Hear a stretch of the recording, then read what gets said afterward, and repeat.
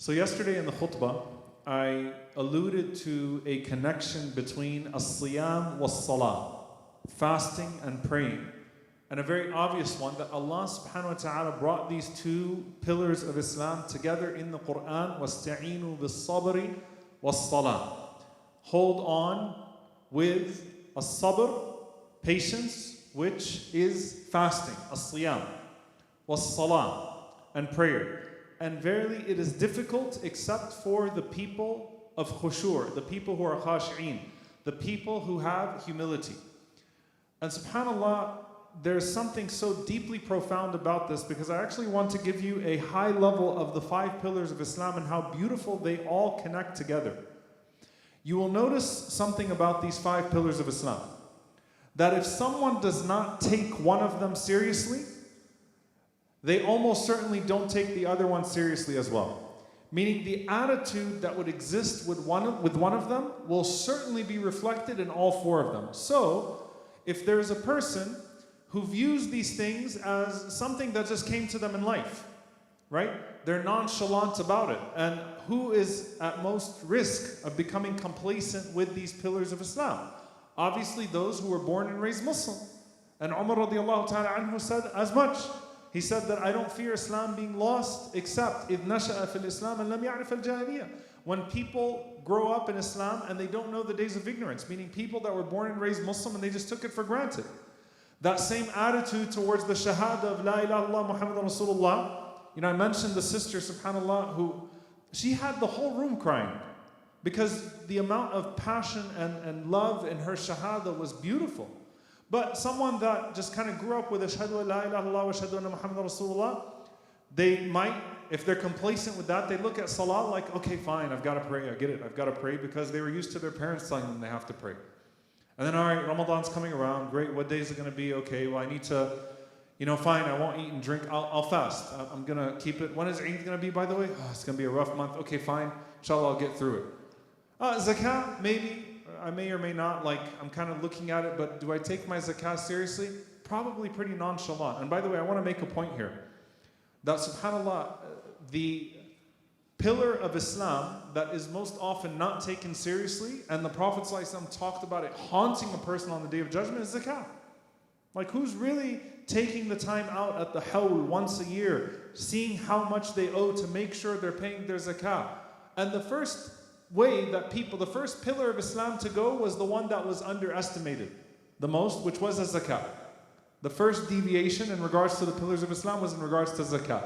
The first deviation, so it's the last of them, and the first deviation in regards to the pillars of Iman was al-qadr, divine decree. People left off al-qadr because they just didn't take it seriously. So, you know, if I have that attitude of mediocrity towards the shahada, I just kind of grew up with it, then I'll have that attitude with salah. I'll have that attitude with my fasting. I'll have that attitude with my zakah. Hajj, yeah, one day, maybe I'll get to it, inshallah. And Umar radiallahu ta'ala anhu says, listen very closely to this warning, by the way. He said, whoever has the means to do hajj and does not seek to fulfill their right of hajj, let them die a Jew or a Christian. Might as well not even die Muslim. Like, hajj is a pillar of Islam. Why aren't you taking this seriously? But it's lackadaisical. It's like, one day. So the attitude towards one of the pillars of Islam will naturally find itself reflected towards all of the pillars of Islam, which is an attitude of mediocrity, complacency. That's the first one, right? And so, إِنَّهَا لَكَبِيرَةٌ إِلَّا عَلَى الْخَاشِعِينَ. It's heavy except for people of khushur, people of depth, people who are listening on the inside, who are trying to internalize these acts of worship, not simply get through them. It's going to be difficult upon them. And the attitude will be, yeah, whatever. Hayya ala salah, I'll wait until the very end of the time of salah, drag my feet, and I'll just get it over with. Ramadan is here, all right, fine, I'll just get through Ramadan. All of these things, I'll just get through them. The opposite of that is our Prophet sallallahu alaihi wasallam. Arihna biha ya Bilal. For the prayer, comfort us with the prayer, O Bilal. Praying the sunnah of salah. Fasting Sha'ban before Ramadan, right? Getting yourself ready for the act to come, and then greeting it with an open heart and love, and let me immerse myself in this as if nothing else is in the world right now. The attitude of the Prophet ﷺ in salah was the same attitude of the Prophet ﷺ in siyam. Completely immersed, sallallahu alaihi wasallam. And the attitude of ihsan and excellence is that. Like, this is special, this is important. I need to take it seriously. You greet it before it greets you. You ask about your zakah before it's due upon you. You try to go to Hajj before you even have the means to go to Hajj. You're already thinking about when you can go to Hajj, right? So you're trying to greet the ibadah before the ibadah comes upon you. So there's an attitude adjustment towards how you approach the pillar of Islam in the first place. That's the first thing that I want to mention. The second one is rushing through. The equivalent of rushing through the salah is hastening towards Eid. As Al-Hafidh ibn Rajab rahimahullah makes this beautiful connection, right, in that regard. I'm paraphrasing him obviously in this regard. But what's the equivalent of someone that just tries to get through their salah quickly? Someone that's asking, is it Eid yet? 27th night is over and you're already partying like it's Eid. Right? And you still got the 28th, the 29th, and possibly the 30th night where Laylatul Qadr could be there. But hey, everybody else, they've already passed out the sweets. And I'm pretty sure it was Laylatul Qadr. I'm good now. Is it Eid yet? I'm already doing my Eid shopping on the 10th day of Ramadan for some reason. All right? It doesn't make sense. But that's the equivalent of rushing through the salah. Someone goes to Hajj. And by the way, like I just have to say this, please don't be offended, but American Hujjaj, probably the most difficult to deal with. I'll count myself in that group, right? Want all the convenience in the world, want all the luxury in the world. Like, all right, is this here yet? Is this here yet? But where's the immersion in Hajj? And then you have the nerve to mock that illiterate Muslim that's going around the Kaaba and doing the best that they can, but crying and trying to come close to Allah subhanahu wa ta'ala, rushing through to the end. When can I get the first flight out of here? Right? I got to get back to work. So there's an attitude of istiqbal, how you receive, and then an attitude of how you proceed. That's number one, that's consistent across all the 5 pillars of Islam. And Allah Azza wa Jalla speaks to that attitude. The second thing that we learn from these pillars of Islam and the connections is that all of them have us disconnecting from something in order to connect to something. You have to disconnect from something in order to connect to something. And there's a remarkable coherence there. Salah, you disconnect from your daily life, from your daily routine, to enter into a conversation with Allah. And what do you connect to? The Qur'an, dhikr and dua. Ramadan, you disconnect from something of your daily routine, and what do you fill your cup with? Qur'an, dhikr, dua. It's the same thing, right? In salah, you're not allowed to talk. In siyam, you're not allowed to talk about people.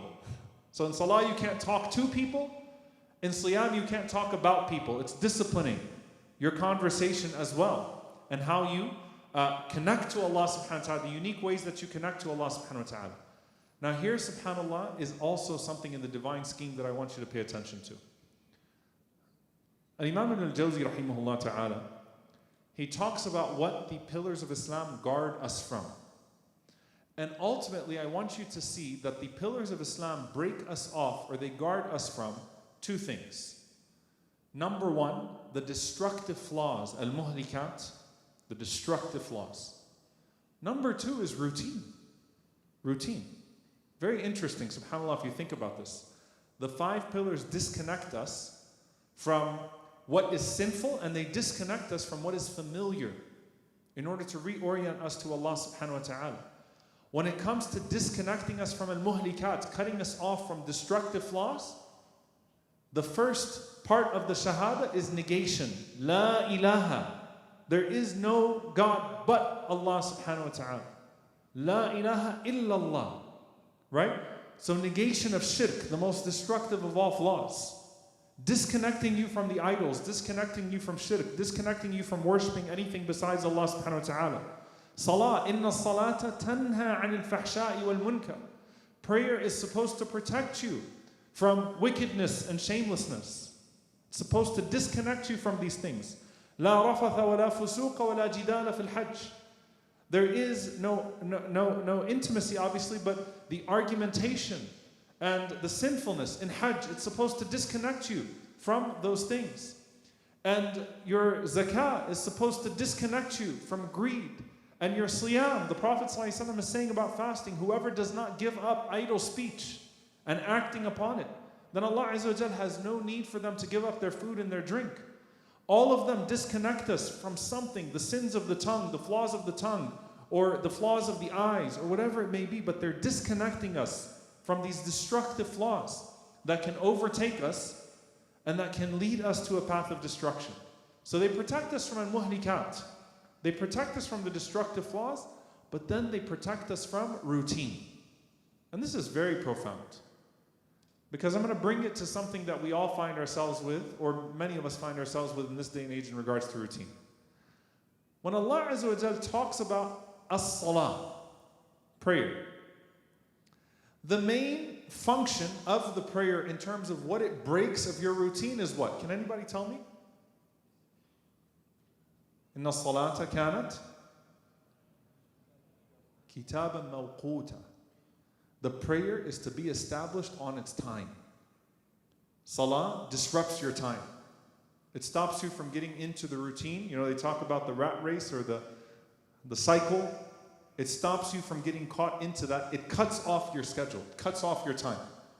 Because a person can find themselves in their time doing what they do every single day and getting lost in their time.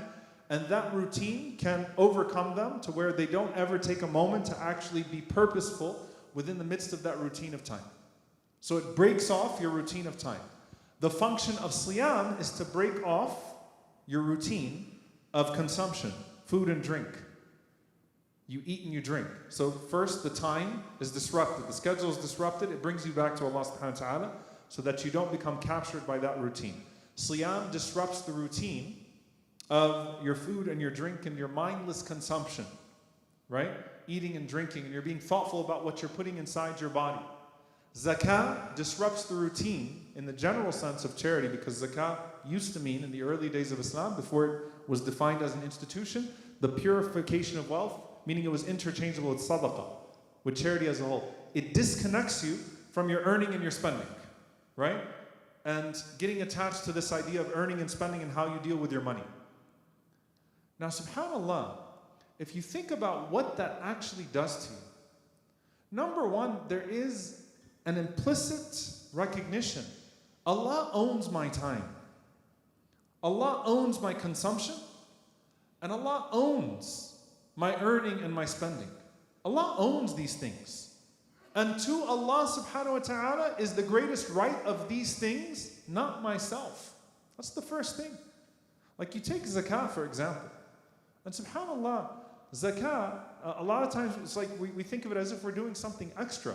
What's implied in the zakah is that in a normal financial system, you would have had a certain amount of your wealth, that is the wasakha, that is the filth of the people, that has maybe come through some impermissible earning, or somewhere along the process of that circulation of wealth, something wrong was done to someone else, that there's an implicit recognition that even if you have the most halal income in the world and you're functioning in one of the purest financial systems in the world, there's something that's come into your wealth that's not good and needs to be purified, right?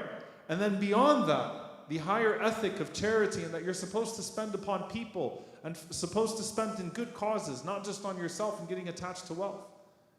But Allah Azza wa Jal owns what I own. Allah owns my time. Allah owns my blessings. Therefore, my ihsan is to take the routine and turn it into the righteous.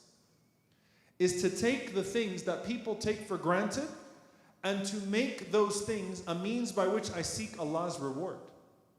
So I use my time in accordance with pleasing Allah subhanahu wa ta'ala. I use what Allah Azza wa Jal has given me of blessings to be grateful to Him and to provide those blessings to other than myself. I use the wealth that Allah subhanahu wa ta'ala has given me to pursue Allah subhanahu wa ta'ala's bounty in the hereafter. It's to actually recognize Allah owns it and then to take it to where even the feeding of your family becomes ibadah.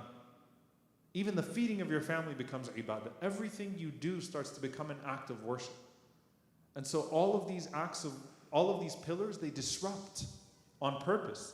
And Hajj is the ultimate disruption after Shahada. Hajj disrupts everything. It disrupts your schedule. It disrupts your food and your drink. It disrupts everything. It disrupts your wealth and the circulation. It's meant to be an ultimate disruption so that you can break off from those things. Because you don't just need to, if you forget everything else I said, the pillars of Islam are teaching us you don't just need to protect yourself from sin. You need to protect yourself from routine. You need to protect yourself from getting complacent with the dunya. You need to protect yourself from being mindless in the things that you do and how you carry yourself throughout the day. And is there anything, subhanAllah, is there any time in history where we more mindlessly consume than now, where you immediately you pick up your phone and you're always looking and seeing what's next, and scrolling and scrolling and scrolling and scrolling? You have to break these attachments. You have to break them. And each of them breaks it in some way or the other, so that your heart and your mind are focused on Allah subhanahu wa ta'ala. And your deeds follow in the process. And so I want you to think in Ramadan, think about yourself right now in one long salah. Think about yourself in Hajj, but still at work and still going about your day to day. It's the same mindset that you're supposed to have right now, that I should treat this with a level of reverence and I shouldn't rush it till its end.